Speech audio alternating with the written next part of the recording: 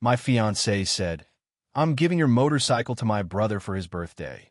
You're too old to ride anyway." I was 34 and had built that bike from scratch over 5 years. I said, "Touch it and we're done." She had it towed while I was at work. When I reported it stolen and her brother was arrested at a traffic stop, I, 34 male, am a machinist. I run a CNC lathe at a precision manufacturing shop that makes aerospace components. I've been doing this for 12 years. I make about $71,000 a year, which is solid for the trade. I'm good with my hands. I'm patient with metal. I can hold a tolerance of plus or minus 2/10,000ths of an inch on a titanium part. That kind of precision doesn't happen if you're a careless person. I'm telling you this because I need you to understand. The motorcycle wasn't a toy. It was a 5-year engineering project built by someone who machines airplane parts for a living. The bike. Let me talk about the bike. I started the build when I was 29. It's a custom cafe racer based on a 1978 Honda CB 750 frame that I found at a swap meet for $400. Over 5 years, I rebuilt it from the ground up. I machined custom engine brackets, valve covers, and foot pegs myself at the shop after hours with my boss's permission. I rebuilt the engine, a full teardown, new pistons, new rings, new cam chain, lapped the valves by hand. I welded the subframe modification myself. I painted it in my buddy's garage over 3 weekends. British racing green with a single cream stripe. Total investment, approximately $14,000 in parts, materials, and services I couldn't do myself. Powder coating, seat upholstery, final wiring harness. That doesn't count the roughly 1,200 hours of my own labor. If I bill my time at even $30 an hour, we're talking $36,000 in labor alone. But I didn't build it for money. I built it because building things is who I am. Every bolt, every bracket, every weld on that machine has my hands on it. It is, without exaggeration, the single most meaningful object I own. The bike is registered and titled in my name. Insurance is in my name. I have every receipt, every part order, every photo of the build process organized in a folder on my computer. Over 400 pictures documenting the entire 5-year progression from a bare frame on a stand to a running, rideable motorcycle. My fiancée never liked the bike. She was upfront about that from the beginning of our 3-year relationship. She thought motorcycles were dangerous. She thought the garage time I spent on maintenance was obsessive. She called the bike "your other girlfriend" in a tone that was only half joking. I respected her concerns. I wore full gear every ride. I never pressured her to get on it. I rode maybe twice a month, Sunday mornings, short routes, back by lunch. It wasn't dominating our life. It was a hobby. My hobby. She works as a dental hygienist. Makes about $55,000. She's practical, organized, and has strong opinions about how other people should spend their time and money.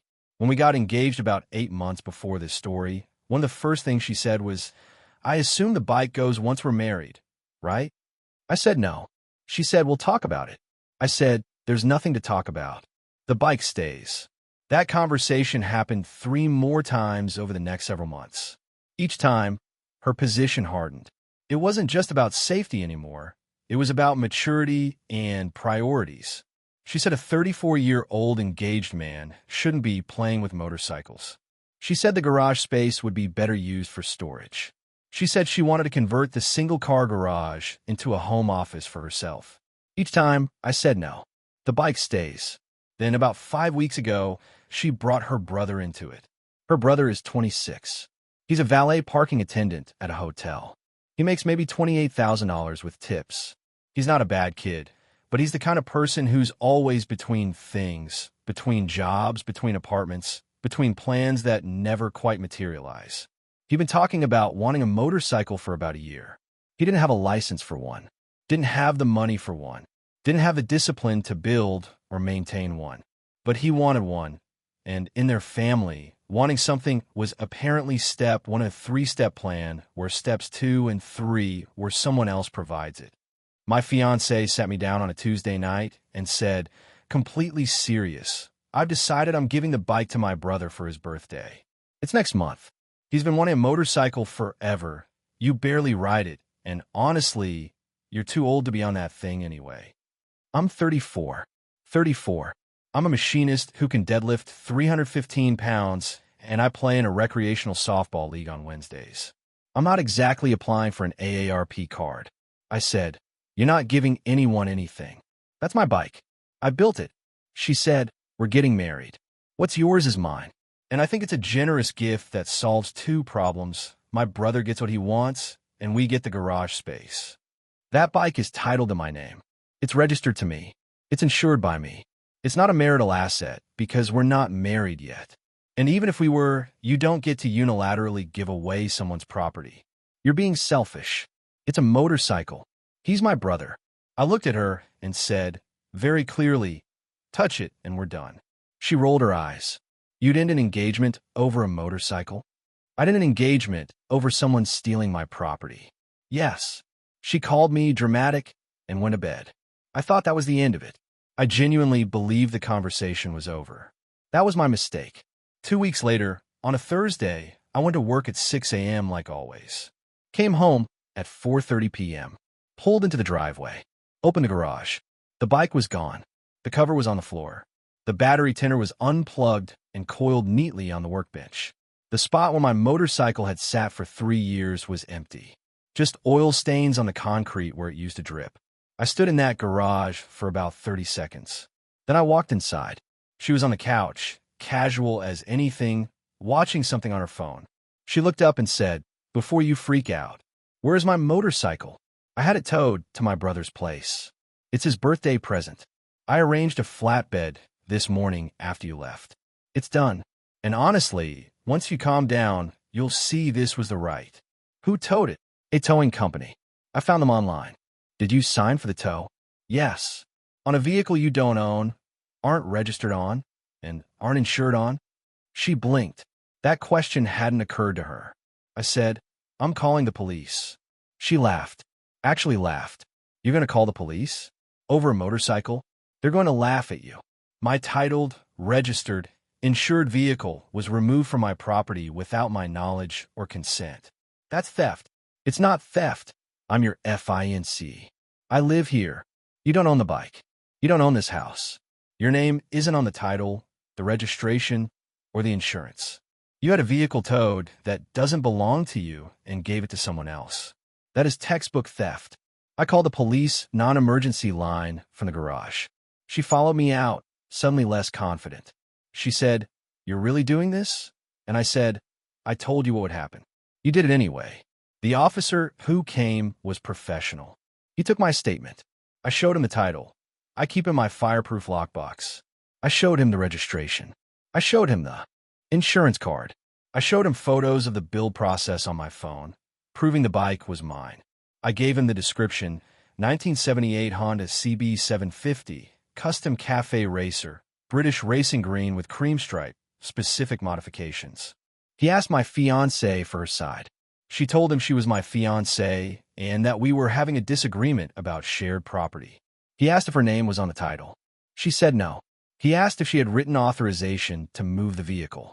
She said no. He said, ma'am, that constitutes unauthorized use of a motor vehicle. She started crying. He didn't seem moved. He filed a report. Update 1, 6 days later. Here's what happened after the police report. The officer told me that since I knew where the bike was, her brother's apartment, I could provide that information and they'd attempt to recover it. I gave them the address. I also told them that her brother did not have a motorcycle endorsement on his license. The officer noted that. 2 days after the report, I got a call from the detective assigned to the case. He said they hadn't recovered the bike yet from her brother's address because her brother wasn't home when they went by. He said they'd try again. Meanwhile, my fiancée had moved from crying to full-blown fury. The night after the police report, she came at me with everything. You called the cops on my brother. Do you understand what you've done? He could get arrested. He's in possession of a stolen vehicle. Yes, he could get arrested. It's not stolen. I gave it to him. You can't give away something you don't own. That's like me walking into a dealership and giving someone else's car to my friend. It doesn't work that way. We are engaged. We are about to be married. Everything in this house. We're not engaged anymore. That shut her up.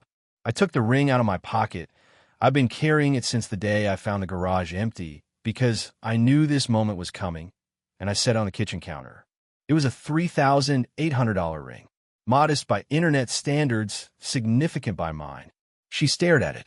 You're ending this. Over a motorcycle. I'm ending this because you stole from me, ignored my explicit boundary, and your reaction to being caught was to tell me I was overreacting. Those are 3 separate reasons, and any one of them would be enough. She picked up the ring, put it back in a box, and said, I'm keeping this. That ring was a conditional gift contingent on marriage. We're not getting married. In this state, the ring goes back to the giver when the engagement is broken. Since when are you a lawyer? Since about 4 hours after you stole my motorcycle. I've done some reading. She left that night, went to her parents' house, took the ring with her. I documented that she took it, added it to the file. The ring was a fight for another day. The motorcycle was the priority. Now, her brother, the birthday boy, the 26-year-old valet who now had a custom cafe racer worth 5 to 10 times his annual fund budget sitting in his apartment parking space, did not contact me, did not apologize, did not offer to return the bike. Instead, he did possibly the dumbest thing he could have done. He wrote it, without a motorcycle endorsement, without insurance. My insurance was on the bike, but I'd already called my carrier and reported it stolen, which meant coverage was suspended pending investigation. Without registration in his name. He just got on it and rode it around. I know this because a buddy of mine saw him. My friend was at a gas station and watched my bike, my unmistakable British racing green cafe racer that maybe 3 people in our entire metro area would recognize, pull in with her brother on it. My buddy took a photo on his phone and sent it to me. Her brother wasn't wearing a helmet. On my hand-built bike. Without a license. Without insurance. I forwarded the photo to the detective with a timestamp and a note saying the subject is operating the reported stolen vehicle without a motorcycle endorsement or helmet. 3 days after that photo, her brother got pulled over at a routine traffic stop. The officer ran the plates. The bike came back as reported stolen. Her brother was arrested on the spot. The charges: possession of stolen property, a felony in my state for property valued over $1,500, and operating a motorcycle without the proper endorsement, a misdemeanor. The bike was impounded as evidence. Not returned to me yet. Impound hold pending the case. That part hurt. My bike was sitting in a police impound lot. But it was better than sitting in her brother's parking space, getting ridden without a helmet by a guy who couldn't tell a carburetor from a catalytic converter. Her brother called my ex from jail. My ex called me. I didn't pick up. She left a voicemail that I saved. The voicemail said, and I want to be precise here, my brother is in jail because of you. He didn't know it was stolen. I told him I was giving it to him. He's never been arrested before. If you don't drop the charges, my dad is going to make your life very difficult. You're going to regret this. My dad is going to make your life very difficult. That's a threat. I saved the voicemail, forwarded it to my email, and backed it up. Her dad called me the next day. Her dad is a retired parcel delivery driver. Big guy, loud voice. The kind of man who has strong opinions about loyalty and family and expresses them at a volume that makes your phone speaker crackle. You need to get my son out of this. Your daughter stole my motorcycle and gave it to your son. Your son rode a stolen vehicle without a license. These are consequences of their actions, not mine. He's a kid. He's 26 years old. He didn't know it was stolen. He received a motorcycle worth over $14,000 in parts alone from his sister, who doesn't own a motorcycle. At no point did he question that. That's not. You can't just. Family doesn't do this to each other. We're not family. Your daughter and I aren't engaged anymore. And even if we were, theft is theft. He called me a coward. He said I wasn't man enough to handle this face to face. He said he was coming over. I told him that if he showed up at my house, I'd call the police again. I had his daughter's threatening voicemail already saved. He didn't come over. Update 2, 3 weeks later. Last update. This one's dense because a lot happened in a short window once the legal system started turning. Her brother spent one night in county jail before his parents bailed him out. Bail was $2,500. They put up the money. He was arraigned the following week. The felony possession of stolen property charge was the big one. His public defender asked the DA to reduce it, arguing he'd received the bike in good faith as a gift and didn't know it was stolen. The DA reviewed the police report and my evidence file, which by this point included the title, the registration, the insurance documents, the billed photos, the text exchange where my ex explicitly told me she was giving the bike to her brother, and a saved voicemail where she threatened me after his arrest. The DA did not reduce the charge. The evidence that the bike was mine was ironclad, and my ex's text messages proved she knew I hadn't consented. Her brother claiming good faith was undermined by the fact that his own sister had texted me saying she was giving him my bike to him, meaning the family knew the bike wasn't hers to give. The DA told his public defender that if the brother wanted to argue good faith, he'd need to testify that his sister lied to him about ownership, which would effectively mean throwing his sister under the bus in open court. His public defender advised him to take a plea deal. The deal: plead guilty to a reduced charge of unauthorized use of a motor vehicle, a misdemeanor. Sentence: 18 months of probation, $2,000 in restitution to me for storage and impound fees, and the motorcycle returned immediately. He took the deal. Smart move. The felony would have wrecked him. But here's the part that made the whole thing satisfying in a way I didn't expect. Because the brother took the plea, the DA's office opened a separate inquiry into my ex-fiancée. She wasn't just a witness. She was the one who orchestrated the theft. She arranged the tow. She signed for it. She directed the stolen property to her brother.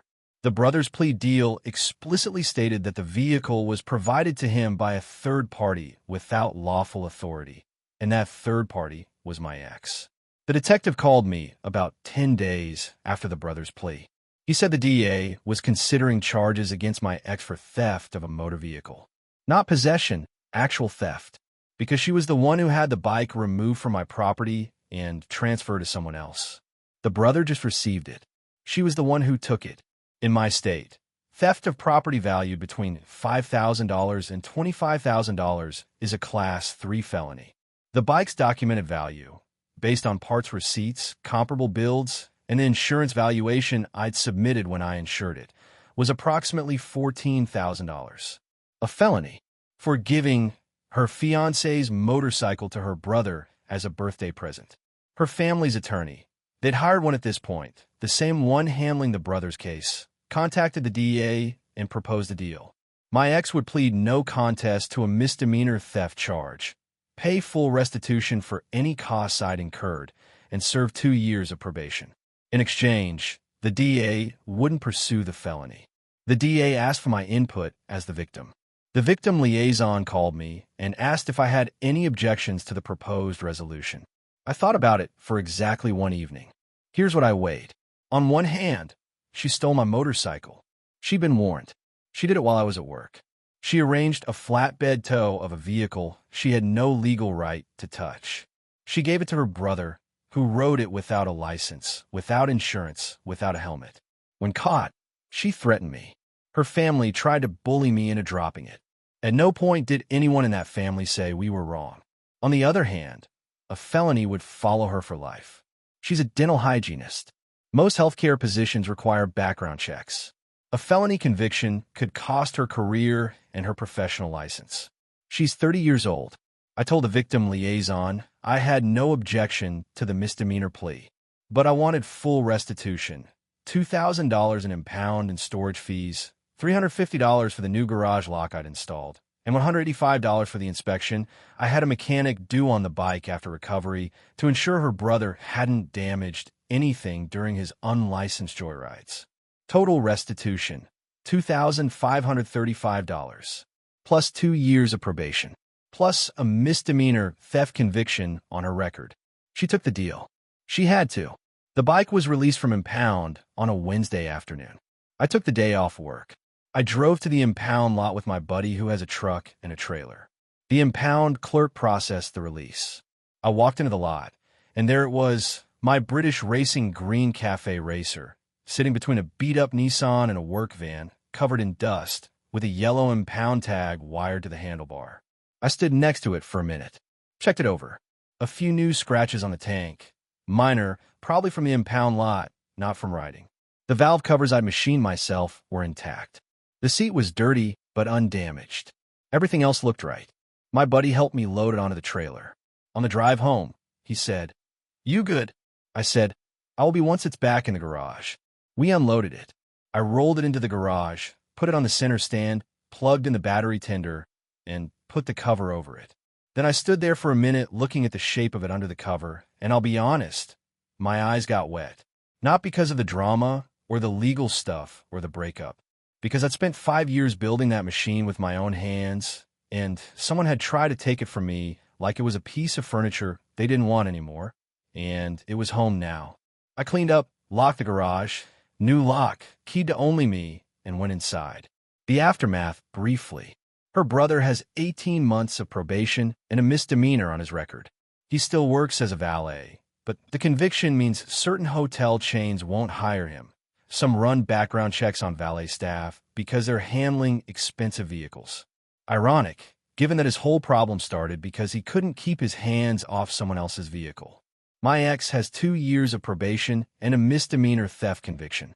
She's still working as a dental hygienist for now. The misdemeanor likely won't cost her the license. Dental boards care more about felonies and drug offenses, but it's there. Every future employer who runs a background check will see it.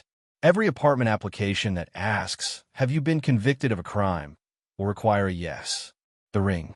She still had it. My attorney.